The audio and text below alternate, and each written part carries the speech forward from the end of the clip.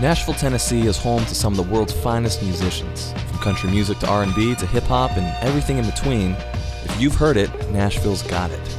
But ever since I moved to the city in 2013, I've met some incredible musicians who fall in between the cracks. Amazing musicians who are passionate about that other music. So I'm not here to talk about the music you've probably heard. I'm here to introduce you to them, illuminate their music, and share their stories. My name is David Rogers. I'm an improviser, composer, and pianist here in Music City, USA, and I want to welcome you to the Improviser's Corner.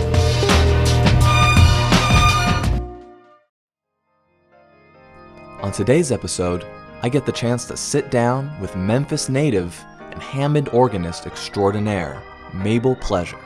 We chat about her musical roots growing up playing in church, her take on sacred versus secular music, and she tells us the incredible story of how she became an official Hammond recording artist. So I'm here today, and it's such a pleasure to be here with Mabel Pleasure. And I was trying to remember the first time we met, because I'd heard about you for a while from your son Marcus Finney, who's a drummer here in town. But I think it was, and you can correct me if I'm wrong, I think it was during the Taj Mahal rehearsals 2 years ago. Yes. 2017, sometime in May, where we were on break at Sir. That's exactly right. That's what I remember. We walked in, and you sort of snuck in the back, and we were all eating lunch. And I remember Marcus introduced me to you. Right. And then you sat down and started just noodling at the organ. And we were all eating lunch, and then all of a sudden you started playing, and then everyone stopped talking because you started playing. And I remember there was this look on Keb and Taj's faces. They were just sort of eating, and they just looked over like, who is that? And wow. It was an amazing experience. And then Keb just joined in. It was this impromptu jam session. Yes, I remember that. Yes, in I the middle of do. rehearsal. And yes, I think I have footage of that somewhere on my iPhone or a camera. I'll have to dig that out. But for people who may not know who you are, maybe just give us a little brief introduction of who you are, where you're coming from, your musical background, however you'd like to take that. Okay, we're going to be as brief as possible, but to the point. So I'm just going to say, my parents moved to Memphis in the mid-'60s. Okay. He was pastoring in Oxford, Mississippi before we moved to Memphis. Gotcha. I was actually in the third grade at Hamilton Elementary School through high school at that particular school. The musical piece starts with my parents. Mm-hmm. My parents were both musicians. They sang alto and baritone, which is why I have this coming to you as far as my vocals are concerned. But with that said, they also read music proficiently. And so my dad was my first piano teacher. He taught me the C major scale at church. He was a pastor. Mm-hmm. My mom and I played together in church from the time I was 11 until I was 19 years old.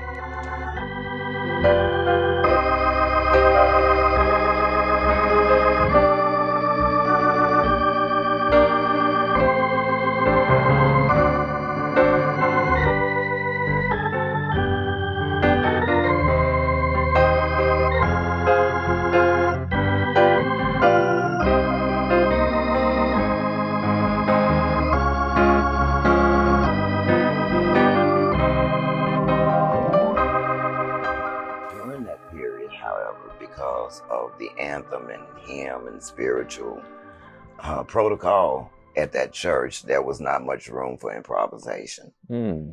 So I had to sneak to other churches to go and hear B3 players like Ralph Lawton, for example, who at that time was playing all over Memphis. And wherever I heard that he was going to be, I was going to be there listening to him because he was doing the stuff I was feeling. And when Twinkie Clark would come to Memphis in November during the convocation, we would all line up to go and hear her. As far as secular music is concerned, I need to say this. I really don't believe in sacred or secular. I just think it's all music. I'm comfortable with that piece because of my musical journey in Memphis.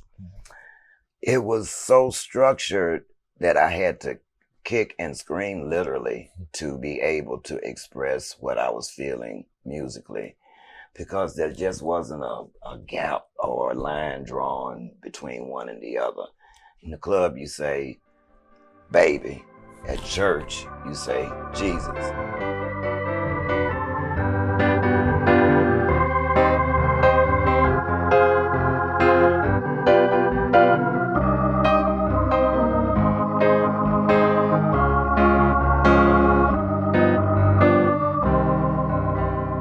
I wanted to, just a follow-up question about that experience. How, you said Edwin Hawkins, right. Richard Smallwood. Right. How did they work, or their musical directors, with assembling the band or the group of people who were playing with them? It's probably a combination of people who are formally trained. Right. And maybe not so formally trained. Right. You have this background of having both. Right. So how did they work with, in that setting, how did they work with all the musicians of various backgrounds in terms of their educational settings? Because they had both.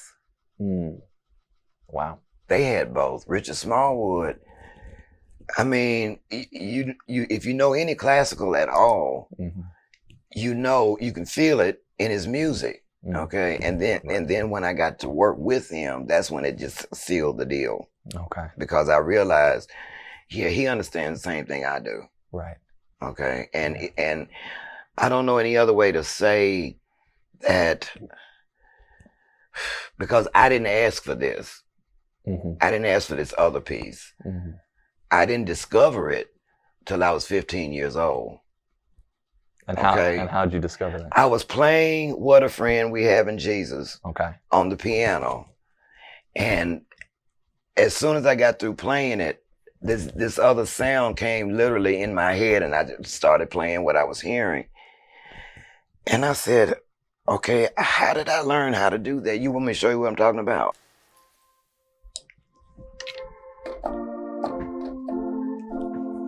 That's how we sang it, right?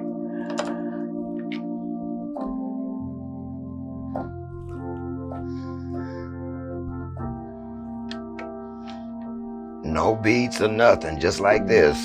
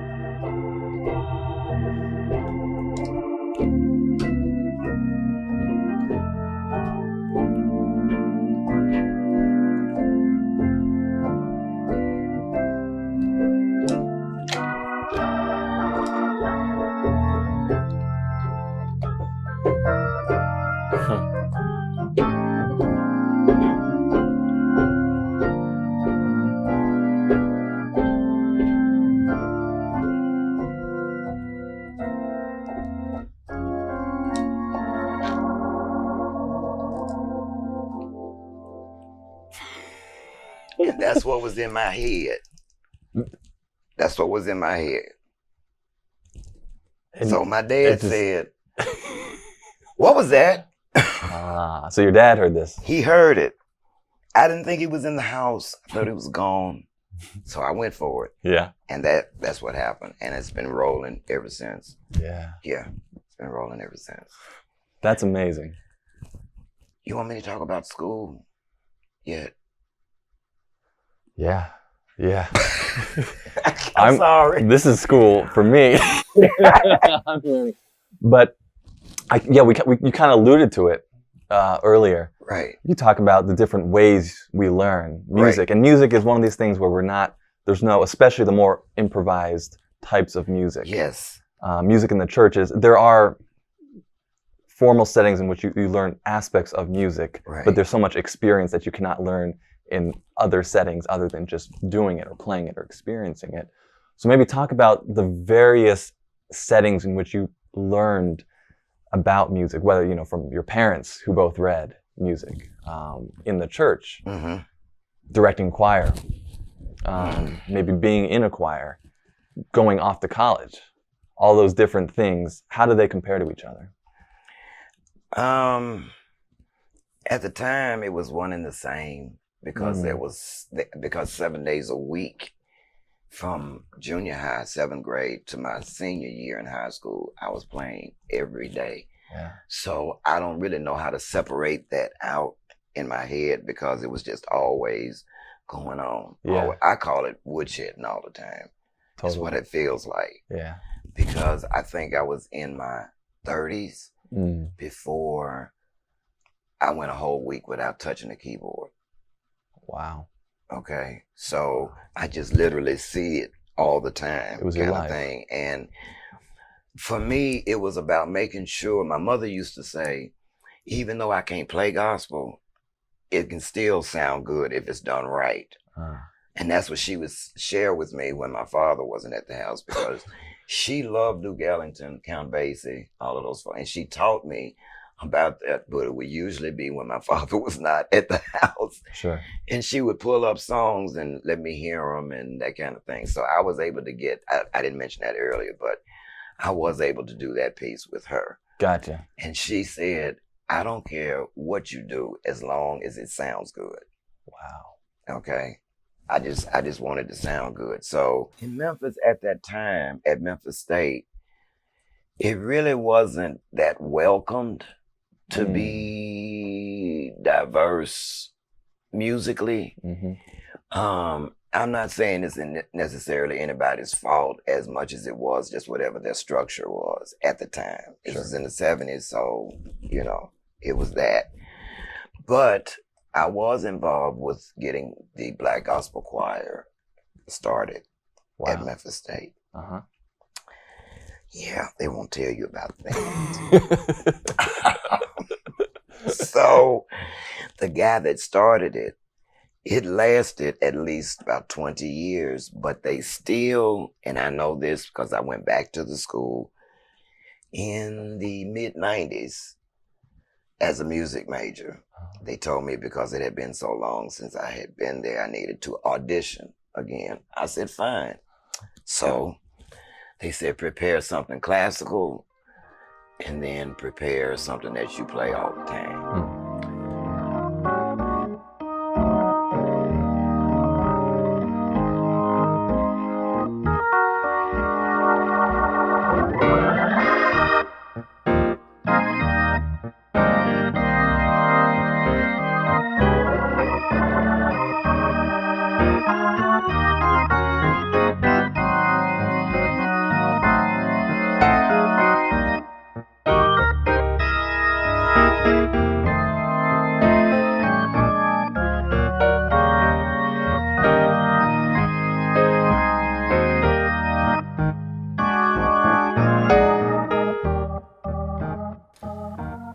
At the time in school for me, musically, I really was considered by some of my peers at the time as somebody that would never be able to play like I play now. That was my situation. The creator had some other plans, apparently, because 20 years after all of that, those same people started coming to me saying, can you teach me piano lessons? Right. And I thought, wow, this is just my personal journey, you know, here in Memphis. When I moved to Nashville, can I? Well, yeah, I was going to ask you. Yeah. You're reading my mind. Uh-oh. We knew we were on the same wavelength. We've known this for a couple of years, but when it's funny you say that people discredited you early on in school because I was reading about you in order to prepare for this interview. the only bio I could find was on the Hammond website because you're a officially endorsed Hammond artist. Exactly. And so I'm wondering, how did that actually come to be?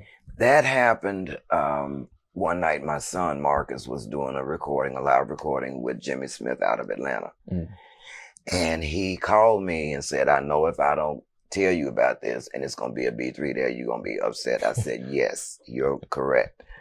So we met the night of the recording, and I didn't know that the Hammond people were there, by the way, that night. Okay. Ralph was there. Actually, Ralph and I sat at the same table. Sure. Toward the end of the recording, Jimmy Smith announced that when they got done with the recording, he was going to do a jam session. The band was going to play a groove. He said, because there are a bunch of B3 players in the audience, and I want to give them a chance to come up and play with us. But I was the only girl in the audience. Okay. So they started, and Marcus was on the drums. So it was already over. It was just kind of already over. So when it was my turn, it was actually right after Ralph. And I was a little nervous about that because, that's Ralph, that's Ralph. But anyway, when I got on the stage and I looked at Marcus, it just went away. And we just started doing what we do. And when I got done, Ralph said to me, those are the Hammond people over there. So I was still kind of caught up in the moment a little bit, and I had my joy juice or whatever, okay? And I walked over to the gentleman, and I extended my hand, and I said, listen, I just want to say thank you for keeping this instrument around because it literally saved my life. And I met Scott May that night, and Greg Grakowski, I believe was his name. Unfortunately, he's not with us anymore. But they turned to me as I was getting ready to walk away and said, take this card, call us. We want to sponsor you. I said, oh, okay. So by then, I was getting close to my 50-year mark. And I just kind of got a little grateful that all this time of playing this instrument is not in vain, kind of thing. Right. Kind of like what Twinkie says when she does that song, Is My Living in Vain? Yeah. Playing in all these churches. Yeah. Okay. Yeah. Church is church to me. Talk more about that. I don't see denominations anymore. I stopped doing that 30 years ago. For me, this is just my journey. Okay. But for me, as long as they're not talking about hurting people and trying to take advantage of others, I don't get into the arguments about all of that. I know people do, but I just don't. Yeah. And that keeps my music flowing freer. Yeah. Because that's not my responsibility to me in the first place. It is just to do what's coming through me. Absolutely. Where would you say you draw your inspiration from? Because you play music in a variety of settings. Sacred, secular, we talked about that a little bit earlier. Right. When you sit down at the organ, what happens? The organ. The organ, I'm just back at home again. I don't have to think about it. Yeah. It's not about me thinking that I'm that good. It's about me understanding my journey. And Nashville actually has given me the room to get there.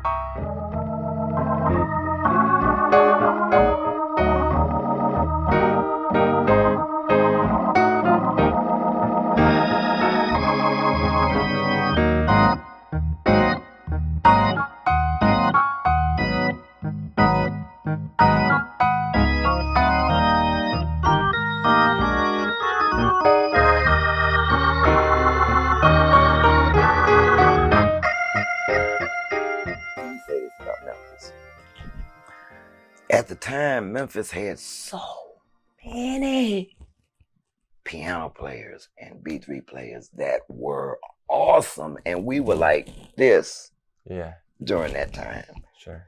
So when Ralph left, a few others like him left, it started kind of spreading it out to me a little bit. And there were like 70% who just strictly did by ear. And I was over here in this side, okay, doing that, which is why people would say, if you're going to play for a wedding, can you read and can you play by ear? So, and then every now and then singing, but I don't do that as much. But anyway, Last question. This is one of my favorite questions to ask anyone who comes on this show, is what advice, looking back at your journey, we talk a lot about your journey, what advice would you give, if any, would you give your younger self across the entirety of that journey, or at a specific point? Is there anything you would say to the younger Mabel Pleasure?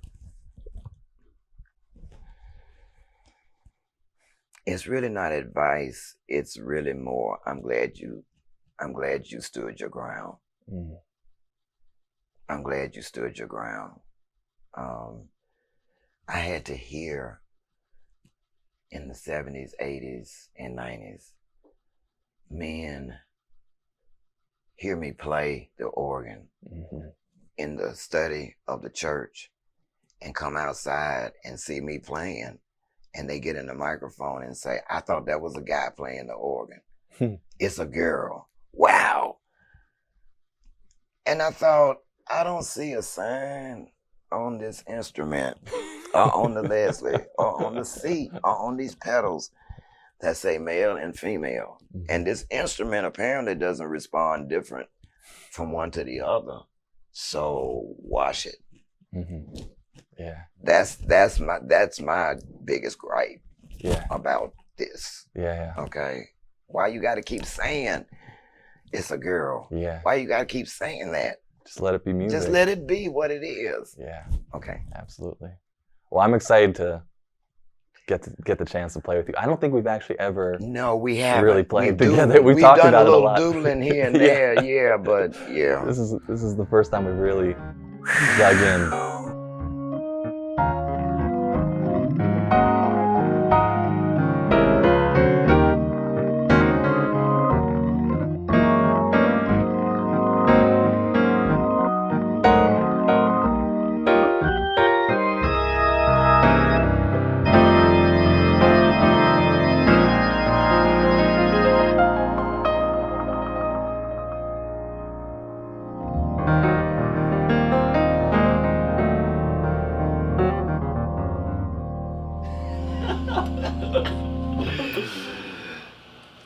That was cool. That felt pretty good. Yeah. Is he still got that camera on my face?